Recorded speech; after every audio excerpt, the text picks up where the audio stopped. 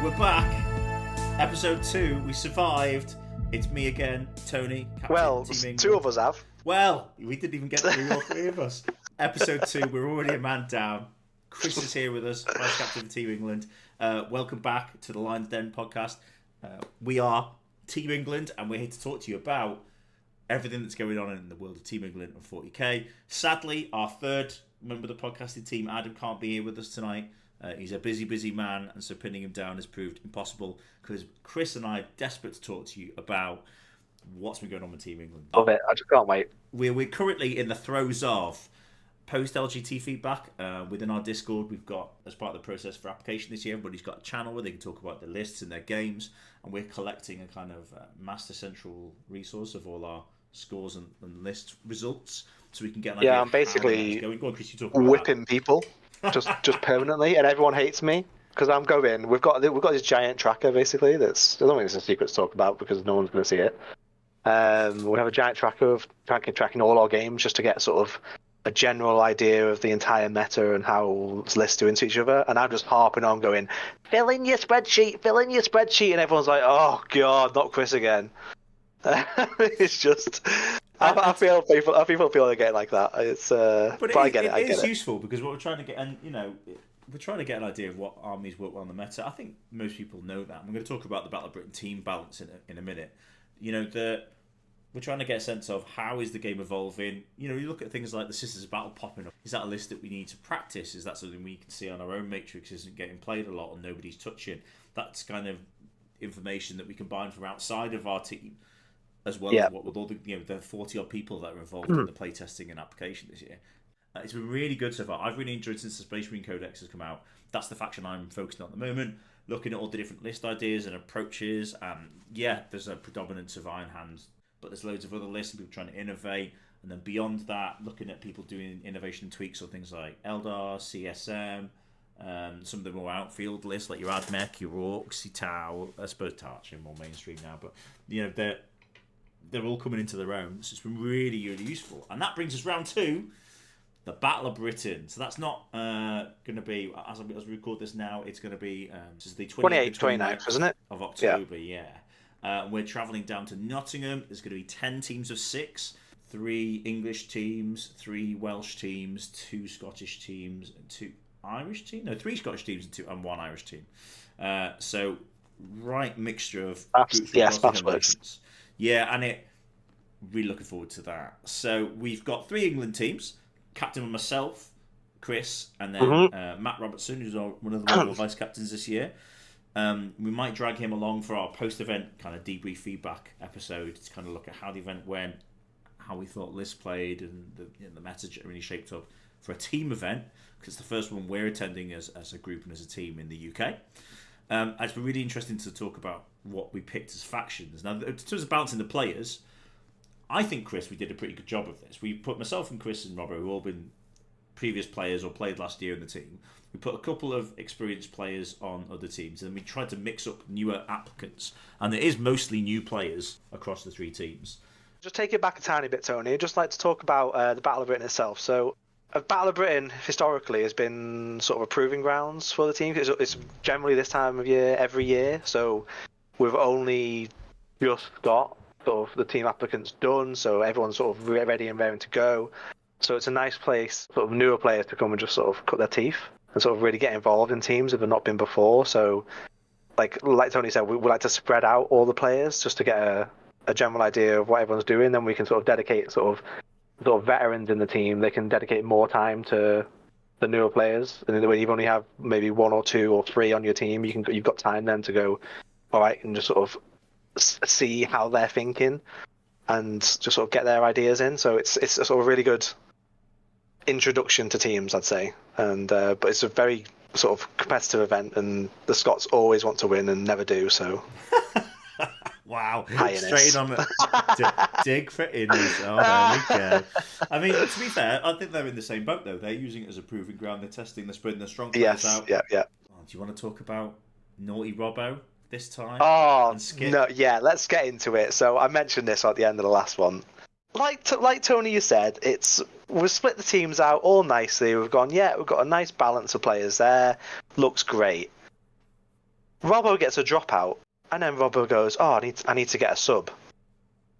Who does he get? Who does he get, Tony? Manny Chima. Well done, Robbo. I know, if you no, don't no, win I know the known event, on the scene, an up and coming 40k talent. if they don't win this event now with their roster, That Robbo's does in the bin. possibly slightly bias their team balance. So just for so that their team's now got Robbo, they've got Manny, and they've got Nassim. So all three played on the team last year. They've got Courtney Rhodes, who's England and WTC 40k veteran, playing for years, playing his favourite orcs, his favourite thing. And then they've got two newer players to the squad. Marcus and Raf. Marcus has been involved in and around the team scene for a few years, and Raphael Harmson's new to the team, but is coming in and looks like he's going to be enjoying a successful first event. So yeah, it's possibly overpowered their team a little bit. I mean, it's not that Manny can go and win that one event on its own. So the way it works is that if you've never played a teams event in the WTC format, I said last episode on this one, you get your 100 score game against your opponent, but then the differential, it works, I think it's every 5 points is equivalent to 1 point on the 20-20 differential scale. So a flat out draw will be 10-10, even split. If you actually smash somebody by 50 points or more, you get a 20-0. So it's the 20-0, 91, etc. So Manny can't go and win each round on his own, but he's certainly going to help their team along. And they've got Naz with his Eldar list that was very successful at LGT. You've got Robbo running some Space Marines. And then the guys... We'll talk about the other list, I suppose, later. But it does possibly just push their team forward a little bit. Excuse it a bit. But it did rile our team up, I'm not going to lie. So we were going into it. Before this happened, we were going in thinking, right, we're just going to test stuff out because it'll be valuable for next year. You know, because we're only going to get, 5, 6 codexes before the next WTC. So we're like, cool. All the ones that weren't on the roadmap, we're like, cool, we'll try those because they're not going to change a lot. The data slate might have some slight tweaks, might get a few points changes, but the general builds of those lists will be the same. And heavily invest in those because they're just not going to change. Yeah. They're going to be fundamentally the same armies. So we were heading down those lines, and then this happened. And then James Ramsey, of all people, was like, it was like a red rag to a bull. He was like, right, we're gonna absolutely fucking kill these guys now. We're just going full meta list. So I was going some madness Necrons, and then we're like, no, sack that off. I'm on CSM. Let's go and bash some heads. Oh, do you know what? It's funny. I mentioned the last one. I went to a practice weekend with some of the guys from my team, and I was like, okay, do you want to do some list test? Like, we want to win. We're going to win this event. I'm like, okay, loving the attitude, guys. And I go, I guess this far out from the WTC, you can test the concept, but it's very likely that the lists and the meta and the points will change, and you might even get a new mission set by the next summer. Yeah. But team prep, two approaches, isn't it? You can either take wacky lists that you think will work in a 6-man, where you can dodge something that's really bad for it, and it hits something that's really good for it. And certainly in 8-man teams, you can certainly build lists like that. We'll come to that a bit later. We talk about why we picked our 6s. Maybe this event is going to be less of that, and because it's 6s and it's just one Marine Codex out and the NIDS Codex before it, everybody's got some pretty conventional picks. It's a bit boring, I'm not going to lie. But don't tune out now. Keep listening. We'll talk about them. Well, you know they're boring. Do you know what? Let's skip these two things here, Chris. I'm going to chuck these to the end. We'll talk about those at the end. And let's go straight into... Okay. Well, first we're going to go with... Yeah, okay. We'll talk about Adam's list. Should we talk about Adam's list, Chris? What, you mean my list? No. Sorry, no, what? We'll talk about Adam's list, Chris. Oh, right, yes, Adam's list. Chris has had some tough times getting himself ready for this. Yeah, I just couldn't think of what to take. And then after the aforementioned news that Manny was joining one of the other teams, and that really unsettled them, Chris was absolutely infuriated to the point that he felt he had to steal a list concept, didn't you? Yeah, absolutely. And then only post submission was he like, Adam, you and I are on the exact same train of thought. So it's funny, right? So I'm a bit upset Adam's not here because I wanted to call him out to his face and see what his reaction would be. Because I know the story you've told Tony that episode 3 for the podcast drama. So it was funny because me, Tony, and Robbo had access to each other's channels. Yeah. And we were not going in and looking and being like, right, we're gonna just completely tailor our list to beat those, saying how our team are getting on, and I sort of used it a couple of times to help out in sort of Tony's chat when he wasn't available to just sort of get the team going and sort of just get organised, really. And coming back to the point we made earlier, maybe that is something we do different to others. Like, we all had access to it. I'm not bothered about people seeing it. I didn't mind. They saw what the formats for teams were. But for me, looking at how people work in those chats, there were people that didn't communicate at all, didn't communicate well, disagreed about things and wouldn't move. Some who listened to feedback, some who wouldn't listen to feedback. So like that is when you're trying to pick an 8-man team for a team event in the summer, and it's a big deal, and we're England, so we have a lot riding on it because we're one of the inverted commas big teams. We're a scalp that people want to take points off or want to knock down or want to see it fall over. You have to look at all the things that are going to help you prep, and you want people that communicate well, play well in a team, get on with others, but can write good lists, can work the list to do a job, and it is so many different things. I think the team events are really important. My team of 6 is me and, I mean, I've got Adam on my team, but I've also got, who have I got on mine? Adam, Tom. Good start. Tom. No, to go. Adam, Tom, John. It's because I've got so many Toms and Brett, yeah. And I've got a mixture of guys who've been before but maybe haven't played for England before. I've got more new players than other teams because I really wanted to get to. If I didn't know somebody, I was like, you know what, definitely put them on my team. Let's see how good they are. But yes, I think maybe other teams are more closed when they come to things like this. Maybe they wouldn't be as open. But I'm quite happy that we've all got to see. Unfortunately, though, yes, Adam. Who's also back to Adam. So back to the story. So Adam is an admin on our Discord, and unfortunately, when I'm blaming Robbo for this because I think Robbo set the channels up. Is that right? No, it was me. It was me. I'm the owner of the Discord, and he's on my team. Captain, fall on your own sword here. I ain't falling on nothing. So Adam had access to our channel. And then I was watching. This is probably 8-9 o'clock at night on the Sunday of list submission, and I was just looking at your chat because we were completely done. I was just writing up the list document, and I was just looking at what you guys were posting, and I saw Adam post my exact list, and I was like, "Where's he got that from?" And then it clocked, and I was like, "Oh my god." Come on, Adam. To be fair, I think we can. He's not here tonight because he's busy. He's got to defend himself. I'm just slating him. I feel like I have to stick up for a little bit. He's probably been busy. Otherwise, that is true. That is true. I don't think maybe would do that to you. Maybe it is pure podcast gold. But anyway, we like to steal each other's lists and cause controversy. Team England.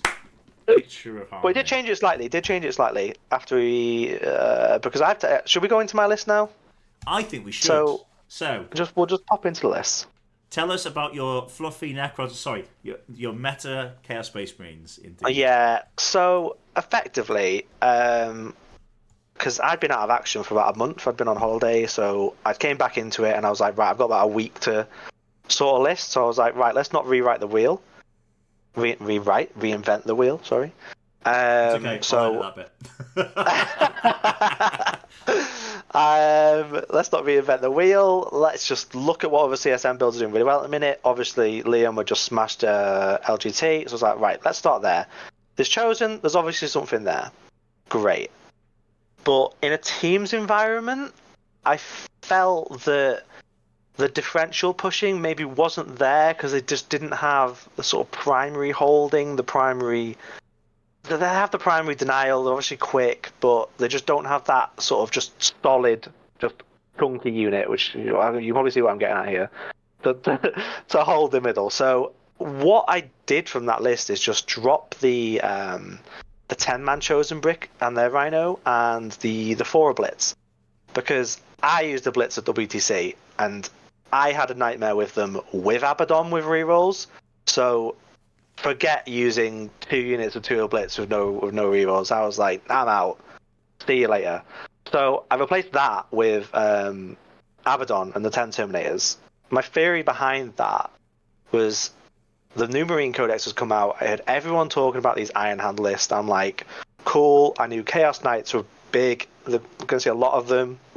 I think maybe we haven't seen as many as... I think a lot of teams have Chaos Knights. Not sure quite how many are going. But I think that's come to fruition, and I knew Orcs were going to be prevalent as well.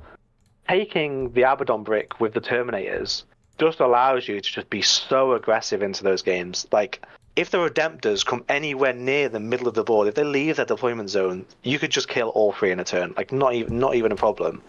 And then you go in, okay, now you've got to get something within 12 inches of this brick to kill it. Otherwise, then it's advancing and charging into your deployment zone. And it's just a bad time for Marines. I'm going to go back 2 steps to that.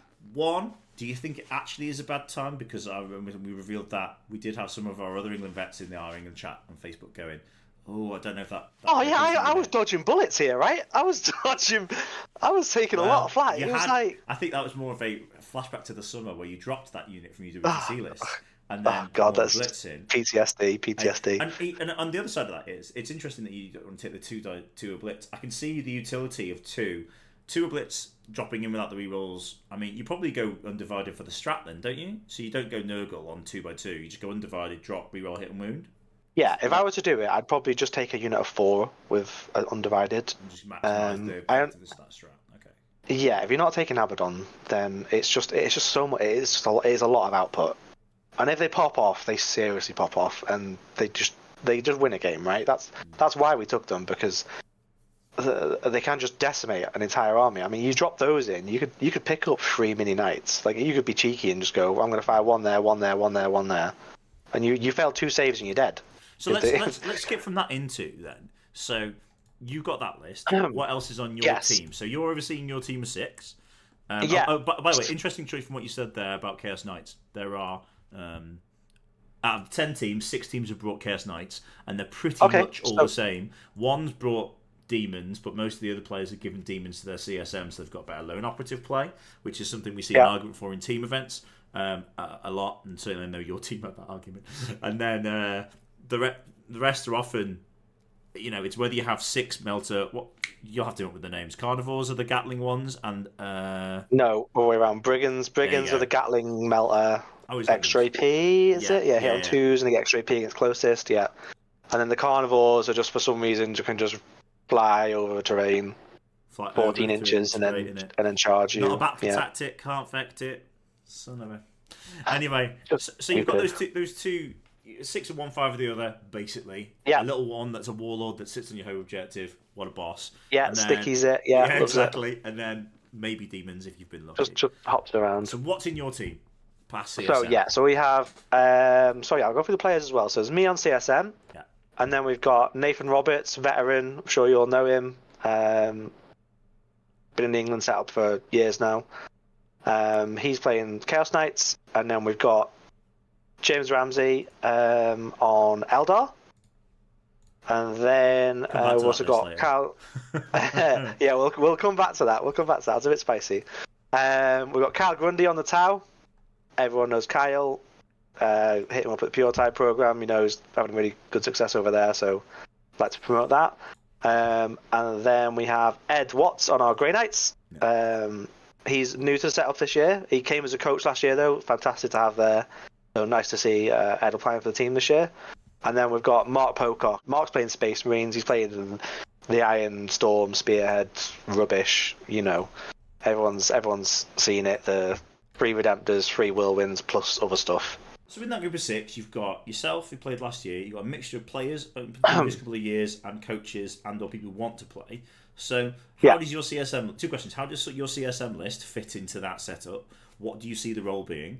How do you see the other people playing? I mean, I don't need to give me the inner workings if we're going to do this every round. Yeah. So effectively, roles within the team are you have Eldar, CSM, and Chaos Knights that are going to be probably trying to get bigger scores because they all have the ability to really push into people and just get those smash scores if they get the right setup, if they get the right matchup. Obviously, sometimes that might not go your way in the pairings because 6-man is gets a bit wild west after the first round. So because basically you're straight into it. So you've never done a 6-man team event.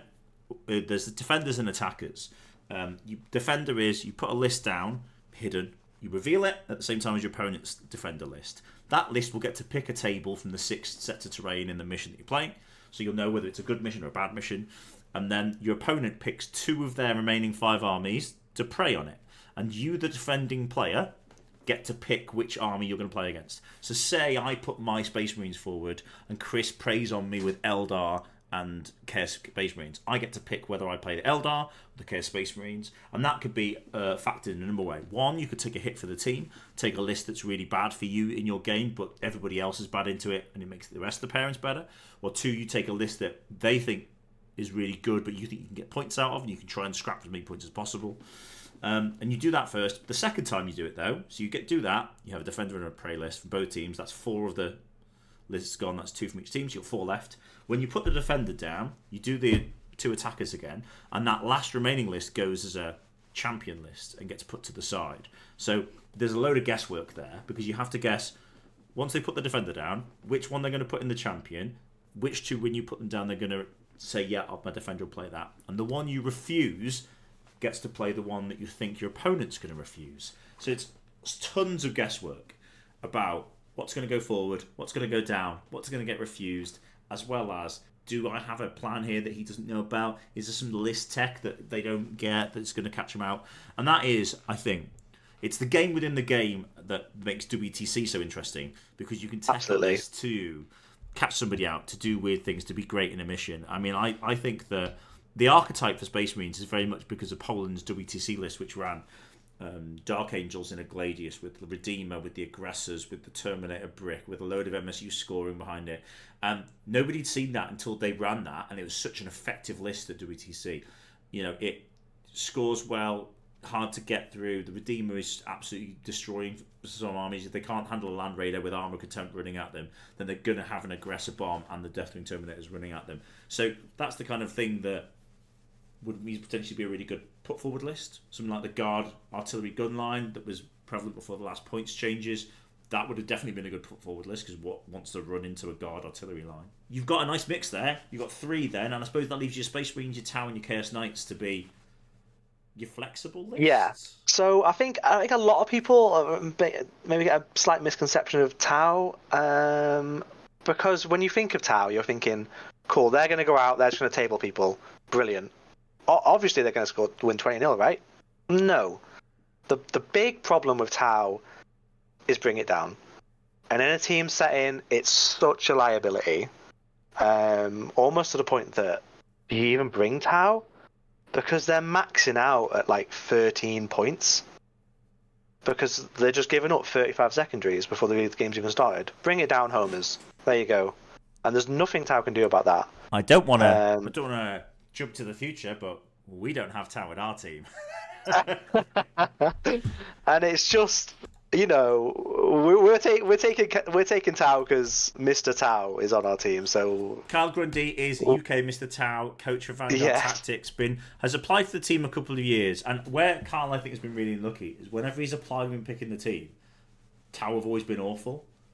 And it genuinely, that his luck seems to be that, like, when we do a December pick of the team, Tau are in a really bad state, so we don't pick them. But then when we get to the summer, Tau are really good, so I play them. Like, it's that kind of luck. Do you know what I mean? When he's at that point. So now is probably the best point where they're okay in the index, they're doing a good job, good results, and he's not running. I think they are due a Codex as well. Yeah, they probably. I believe. Are, yeah. I think Tau are one of the ones early next year. I believe that's right. They're an interesting build, like you say. I think in a teams event, if you can leverage a game where he's not going to give up, bring it down as easily, maybe that helps. But I don't know if that's exists. So if you look at Car's list, I think his philosophy around it was what we said from the start, because we knew the downside of Tau in teams, and we were like, Kyle, just build your list to score. Like, no matter what you play, no matter how many points you give up, just make sure you score your points as well. And that's what he's done. And now I am not a Tau. I absolutely hate Tau with a passion. So it is probably the army I know the least about. So I'm probably the worst person to go through his list.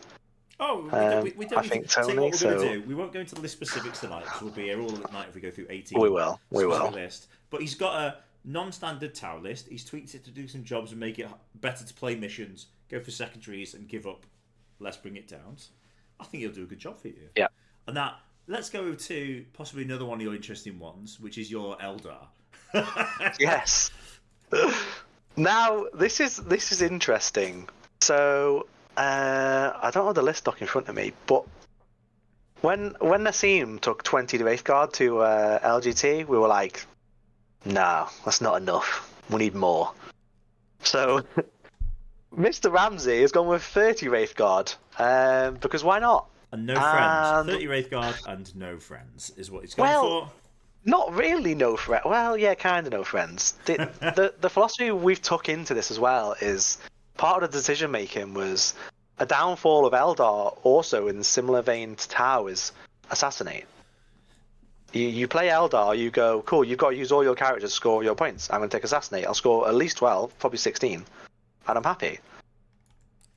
I will say right now, right, I've heard Nassim arguing in our Discord with other members of people who played at LGT about the fact that he will not give you his assassinate points. And I think, to be fair to him, he can give up 2 or 3 characters and still play the game comfortably.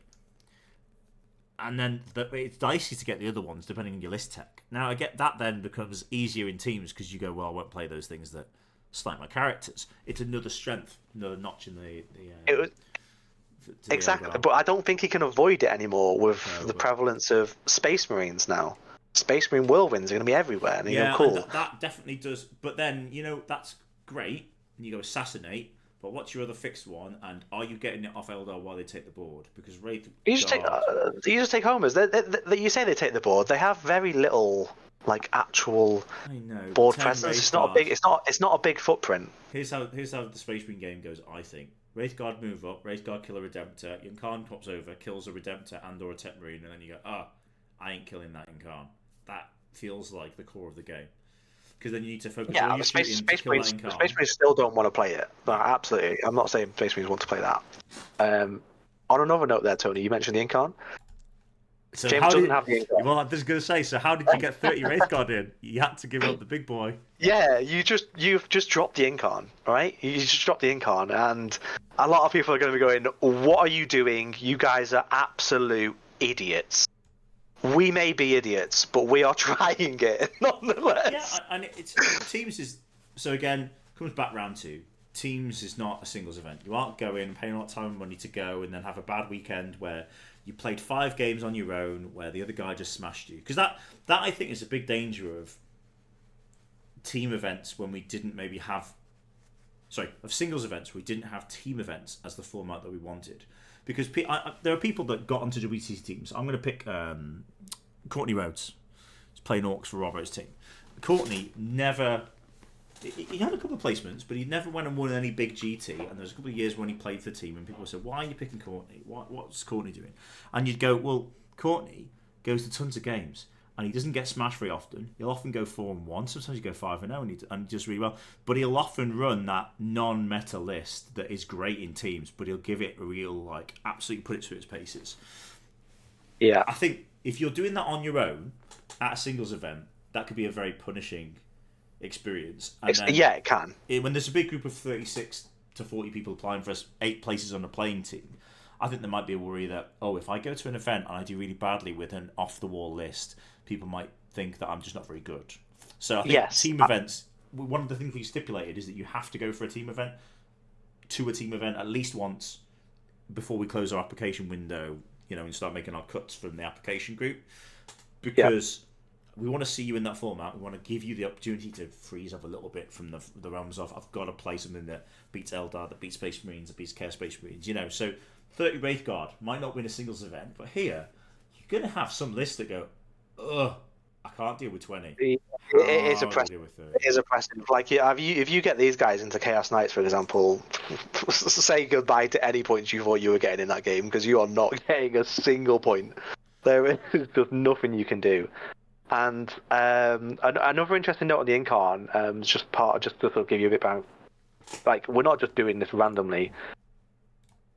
If you play a very good player, everyone's kind of learned to deal with the Incarn. It's a nuisance, sure, but how many games can you honestly say when you play versus someone who's very good at the game, and you pop a Rhino, you teleport him over, you kill 5 Chosen and the Lord, and you're like, cool, the Incarn dies. Yeah, and that was the same reason that Manny didn't have him in our team lists in the summer for England because he said, you know what, you can get around it. I prefer the buffs and the direct offensive the avatar fully buff can bring. And I remember when that list went up and everyone went, that's not really that good. And they looked into it maybe a month later and went, actually is quite good. So at least GW knew what they're doing with nerfing Phantasm for him at least. But indeed, that was ridiculous. Make it 2 CP for God's sake, please. But that's nice balance for your team. And interestingly, if you look across the 3 England teams certainly, we've all got Space Marines, we've all got Eldar, we've all got Chaos Space Marines, and then the divergence comes in that your team and Robert's team have got Grey Knights. We've got, I've just grouped these equivalently. We've got Tyranids. Yeah. Your team and Robert's team have got Tau, but we've taken Votan. And my teams and Robert's team have got Orcs, but you've got the Chaos Knights. Yes. So and we would have had Orcs as well. Because we did have an Orc player originally who had to drop out, unfortunately. So that's interesting, and you've replaced that with the Space Marine Gun Knight. But I mean, new hotness Space Marines. We'll see how they do. We've got 3 quite different, 3 variants of the build that are all Iron Hands based. But, nice little link to yours, Tony. I think there. I think we should. Because yours is very different. I have taken. If you go away and listen to Art of War's Space Marine Codex review, I've taken all the things listed that are terrible. So I've gone for essentially the Iron Hands detachment. I've gone for the Super Tech Marines that have. There's 3 relics that are great in that detachment. One that gives you an ignore. After you failed your save, you can turn the damage to 0. One that gives vehicles lethal hits within 6. And then another one that gives vehicles fall back and shoot within 6. So what that lets you do advance and shoot, is it? And advance and shoot the same as well. Apologies. So that's handy. I don't know, twofold really. You can either throw the gun line forward really quickly and catch people out, or you can fall back and still shoot at targets that tagged you. I know vehicles can shoot out of combat, but sometimes you don't want to have infantry units like a Cursed Blocks tagging the Dreadnought or tagging a Rhino and not being able to targetable. So I've gone the triple Redemptor core, and I think really that Iron Hands list is the 2 Tech Marines that have to go on relics that have to go on Tech Marines, and 3 Redemptors with the Plasma, the Gatling, and all the little guns. You can get 200 points for that with -1 damage, -1 damage, a 2+ save. Is generally pretty rude. The great 1 CP strat, Battle Tactic. No, Battle Tactics. I don't think it's Battle Tactic actually. That gives you a +1 to the movement, toughness, to hit roll, leadership, OC on the Dreadnought. Just makes that Dreadnought a super Dread. Can't get into a 1+ save because that's not allowed, but otherwise makes the Dread really tough. And then you've got the +1 to hit from the Tech Marines, you've got the little buffs, really effective core. I've added Talon Masters to that because they're vehicles. You've got 2 Talon Masters that can be lone ops, so they just zip around the board, being annoying. One of them they loan up each other, right? Yeah, and they loan up each other, or they hang around with their Dark Shroud. A lot of the Iron Hands builds go into a Dark Angels Codex version because the Dark Shroud is a land speeder that gives within 6 -1 to hit and cover. So you're not really getting through those Dreadnoughts at range unless you've got lots and lots of ignores, really high AP or ignores penalty shooting. They're horrific. Like I shot an Undivided Forge Fiend into it and did like 2 damage, and I was like, what is this? Like this thing kills knights. What's happening? Well, a game last night, 3 Forge Fiends fired at 1 Redemptor and took it down to 4 wounds. But yeah, it's good stuff. And then it shot back and half killed one because it had already rolled 3 ones.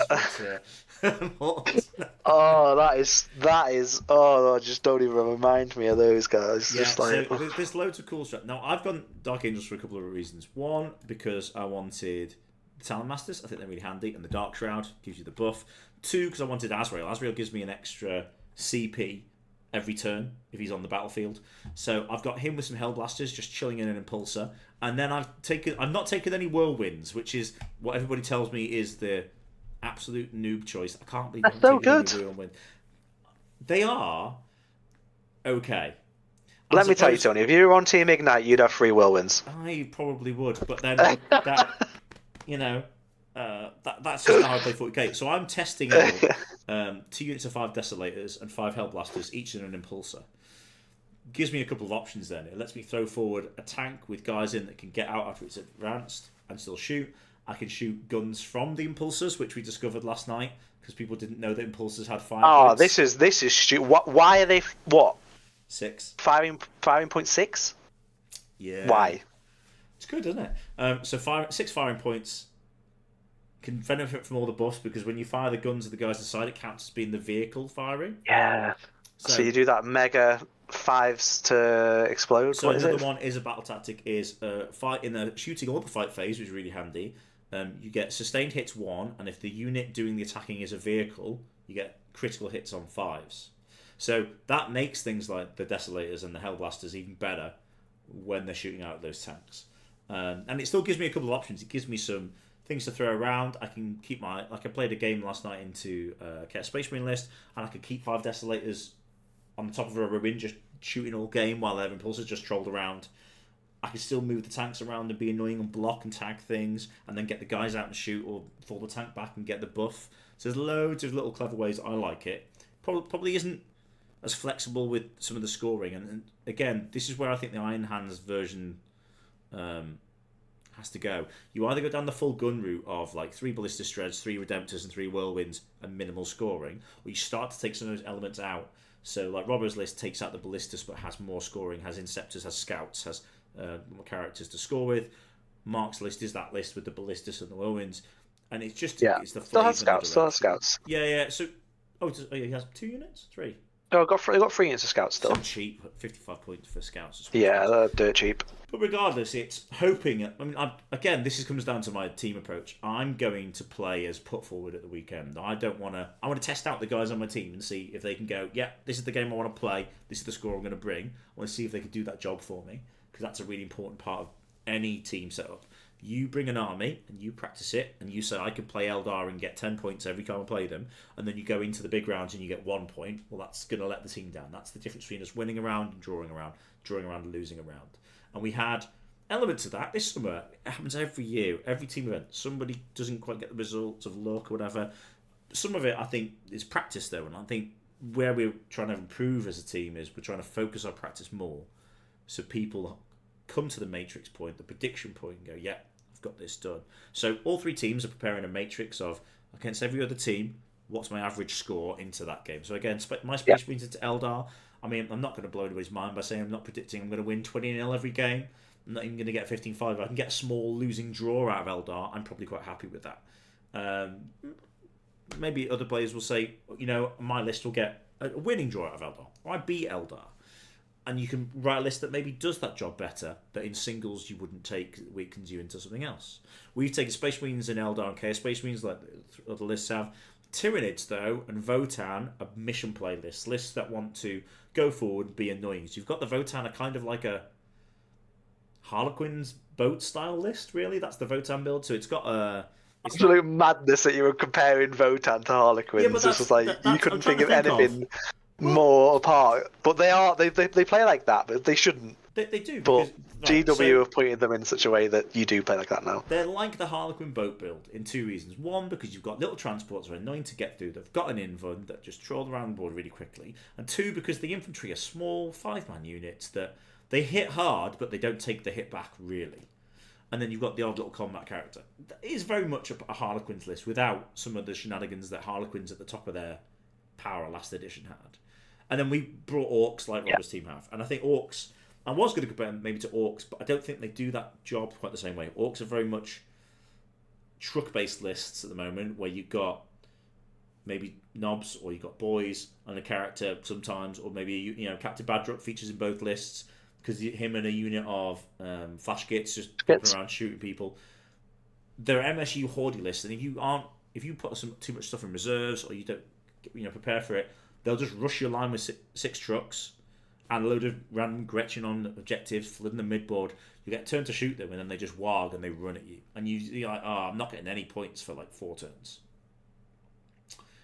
Some lists can't handle that. So we've brought that with our Votan and our Tyranids that are mission play, our CSM, which is kind of a smashy face list, Eldar, because I think only one team hasn't brought Eldar, one of the Welsh teams. Crazy stuff. Yeah.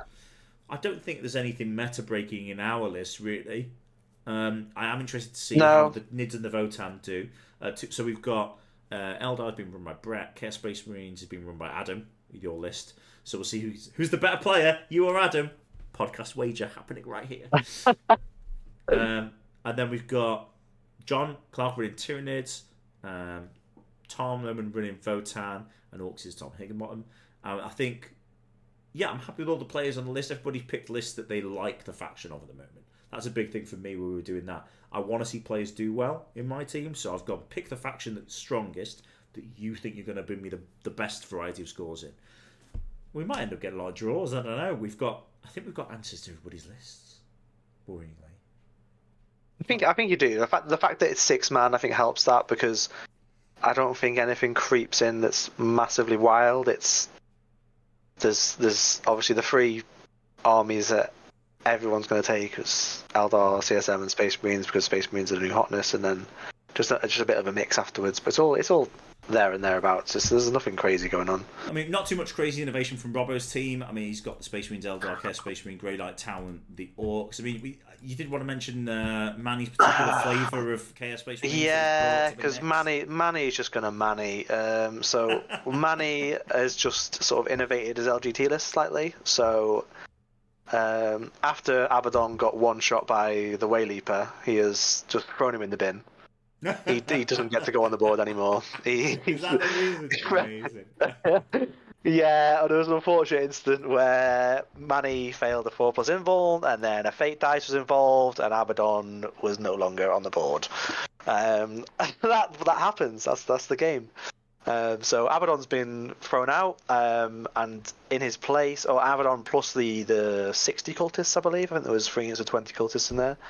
And in their place comes 2 rhinos. Yes, two rhinos and triple chosen. So I think there's 2 units of 5 and a unit of 10. Then he's also been able to fit in 2 units of warp talons and some nurglings. Might have had those before. Don't think he had the warp talons. But he's dropped 1 fortune and just gone down to 1. Great list of teams. But yes, better on WTC terrain, right? Because yes, if you've never played WTC terrain, you go to the website, links below on the podcast here, and you can find all their map packs, and you can see their setups. They sell terrain from their own Wayland Yutani brand, and that, you know what, they've got such heavy boards. A list like that can quite easily advance up to the middle, take all the middle objectives, be a real pain, and you don't have it. UKTC and very much the GW Atlanta boards. If you just look at some of those as kind of big tournaments we see a lot of on streams, those are such big. I think it's the size of the ruins. Like, the ruins are huge. Yeah. And they're on these giant bases where, obviously, the fact the way Obscurium works is you just can't see around it. So there is some long firing lanes down there, but you can fit a brick of 20 accursed inside one of these rooms. He probably wants you to kill 5 or 6. It gives him a nice little push. He grows some back. He pushes. There are loads of tricks to a list like that. So that's an interesting one. And then it's just going to run people down. Literally the game plan for that is it's going to just charge at you. You're going to score no primary. It's going to score all its secondaries and whatever primary wants to. And it's, can you kill it quick enough before turn 5? That's how that works. And one of the other lists that very good. We're not just a CSM fan club here, but one of the other lists that you really liked was one of the Scottish teams, didn't you? Was bringing a Chaos Space Marine list with Rubric Marines. Really liked. Well, you didn't stop talking about it for 10 minutes pre-podcast, so you can tell us all about it. So Scotland have tried to innovate a bit here. I think two of the lists feature this. So they have I think Rubric Rubric's got Marines. 1 unit in his army, and then one of the lists. I haven't got the name of the player, to be fair. Apologies. No, we don't have the names on here. We just have the factions. I can find that. They're just gone a bit mad. They've gone for 3 units of 5 rubrics and 3 units of 5 chosen and 3 rhinos. Now we disagree on this. You think noise? It's okay. You think the noise marines would be a better alternative because noise marines have more options, can advance and charge out of a rhino. And we went and looked up the data sheet, and I was like, well, okay, why has this person picked this? It's really good. Potentially. It's because they get reroll wounds against things on objectives for free. It's not a strat, it's just something they do. I mean, that's good. You can't go to me, reroll wounds on objectives is bad. I would bite your hand off to have a unit of Marines that did that for 105 points with, 3 Warp Flamers, a Warp Flame Pistol, a Psychic Power, and a Soul Reaper Cannon? Yeah. That's and obviously they can shoot out the Rhino as well, right? So they've got a bit of a shooting out of the Rhino with the Soul Reaper cannon plus the Sorcerer in there. But you're probably So getting it's out of the Rhino okay. so you can use the reroll wounds ability as data sheet.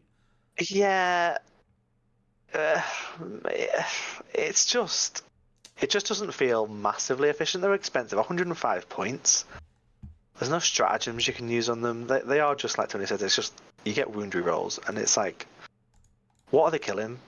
What is Strength 4 Flamers actually killing? Because it's not like they've got Arrowman and a +1 to wound. With reroll wounds, whatever they want, buddy. Whatever they want. Great, you can kill what 10 cultists. Good job.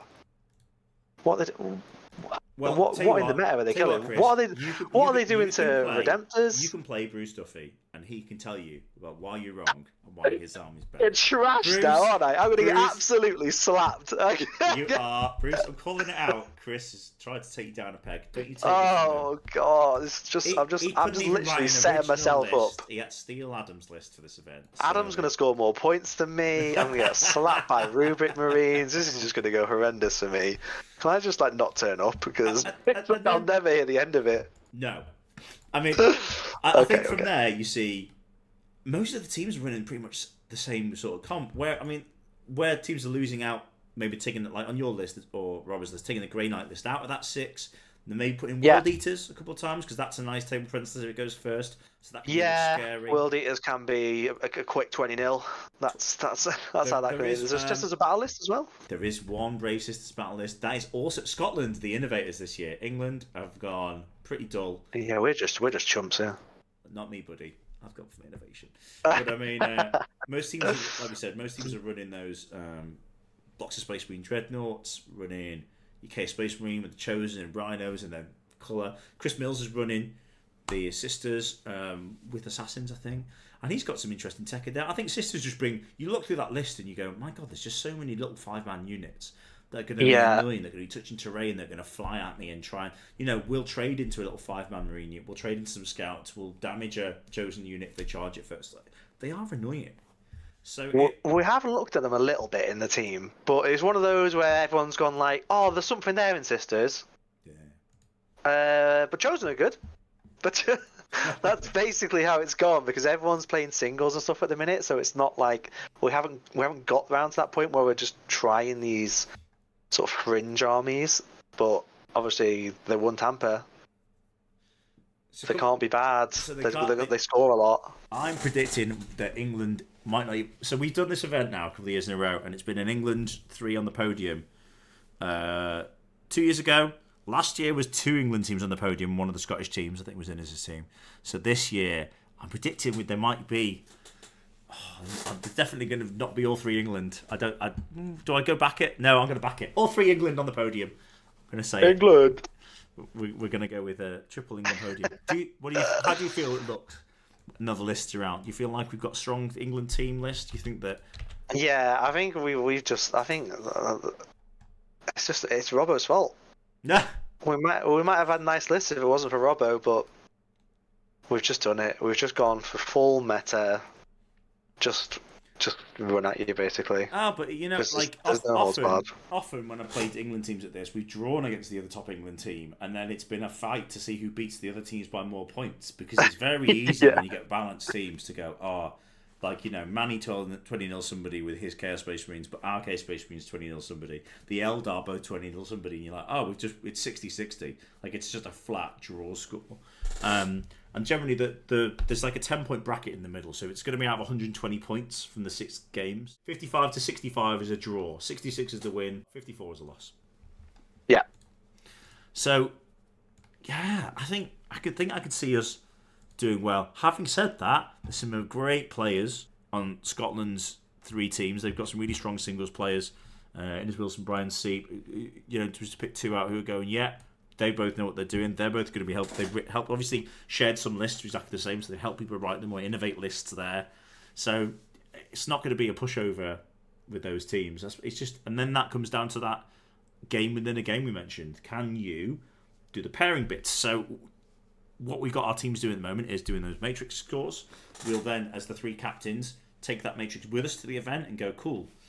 this is who the player is that we're going to put forward first. Maybe it's a player with bad matchups. Maybe it's a player who is really good against everybody, so it's going to give the other team a tough choice. So, an interesting point there, Tony, is when you have someone who has an awful matrix. I don't know if you want to talk about that a bit. So, just some sort of theory within when you're doing these pairings is if you have someone who just has an absolute trash round, you're looking at their scores and you're going, you're not getting more than 5 points here. And then just sort of don't protect them. Don't try and get them their 7-point score. It's just throw them to the dogs. Just get them out of the way, because then the rest of your matrix is a lot easier to pair. So we did that a couple of times at WTC, I think, Tony. Is that fair to say? You were doing the pairings there with Josh. And I think you genuinely got the options of you throw them out first and try and pull something good. You throw them out second and you go, it doesn't matter what they pick as long as it affects the swing well. Or you just throw them in champion and go, I don't really care. They're bad into everything, so I'm just going to ignore that worry at the end of what it could be. What do you think? What do you think you're going to do? Say you've got your... I've got a plan. Say you've got I've got a plan. Well, say which way do you think you're going to lean? If you've got a list, a general list in that format, how would you think you'd lean towards? Are you more of a burn it early or a burn it late approach? What do you think is your approach? Oh, I'm ruthless. Just burn them early. Just get them out of my way. I just don't want to see you. Just get rid. I don't want you. If you brought a list that's that bad, you're getting bust. I think I'm probably of the same opinion. But if you get a team that you know is going to have really strong defensive players, I might burn them as an attacker first and just go. Sure. But the danger is, I suppose, in 6 bands, you've got to try and get your attackers the big wins. So as I'm saying that to you, I'm actually talking myself out of it, going, "No, I'm probably going to burn them." Moving forward with us, we've got the England Battle of Britain, big involvement there. We've actually got a big contingent of our England teams going to Cardiff the weekend after. So it's Vale Renegades. Vale Renegades is doing a big 4-man team event at Firestone Games in Cardiff. And that was another event that we signposted. I was going to that, actually, but then I couldn't manage both weekends in a row. So I've always traditionally gone to Battle of Britain. So I backed up my Vale Renegades team. We've got quite a few teams going to that one. Snaffled up a ticket because people wanted to get that team experience I mentioned earlier. Wanted to show that they can play in 4-mans, do really well. So that's going to be a really strong field. Lots of big name players. Yeah, there's very strong teams going to that. Yeah, there's very strong teams across the country. Ignite boys, Glasshammer boys, some England players going as 4s to come and show what they could do in the team setup. So we will hopefully bring you some feedback about we'll probably do some feedback about some of the list choices going out of that one maybe ahead, so if we can get a copy of some of the list document stuff, and maybe also talk about post-event some of the 4s and what people took and any interesting results. That'll be interesting for us to look at from an England perspective. And then we've also got Coventry and Leicester. You're attending both of those, aren't you, Chris? I'm going to both of those. I'm taking triple Tesseract Vault and Silent King, so watch out. What? You've actually got 3 Tesseract Vaults in the Silent King. I can get 3 Tesseract Vaults. Whether they appear or not, I mean, Jesus. They're just. It's just. Tesseract Vaults are the favors, kind of kit that you can only favors. direct order from Games Workshop. How much is a Tesseract Vault in the UK right They're now? actually not that bad for points. It's 105. It's 105 for probably £105 points in Games Workshop. Jesus. Yeah, that's nothing. That's fine. You heard it here. Oh my God! It is £105. £105. It's like 30p a point, less than that. 20p. Wow, that's such great value. Cheap. 30p a point. Jesus Christ. Hey, some armies are gagging for that. I mean, it's a lovely model if you could move it. No, I mean, it's something. We might bring it for a bit of fun. No, I've just been looking. Like Necrons are at a point now. We're waiting for the Codex to come out. No one has a clue what's going on. Let's just have a bit of fun. I love the fact that the kit for this is like 2 pieces as well. It's so easy to build, isn't it? Oh my God, for £105. I mean, bargain. Look at it. You can build 3 kits out of this. You can build yourself an obelisk and a transcendent Catan. Oh yeah, I'll magnetize it. Brilliant. What a good idea. Jesus Christ. And that's all we've got time for, folks. But go on, Tony. No. What were you going to say, buddy? I'm just going to say, one thing we did note from last episode is I realise my microphone is awful, so we will be rectifying that in the coming weeks. We'll watch this space. Hopefully, it will not sound like a trash can. With his own original list ideas and possibly a new microphone. And then, what else we got coming up?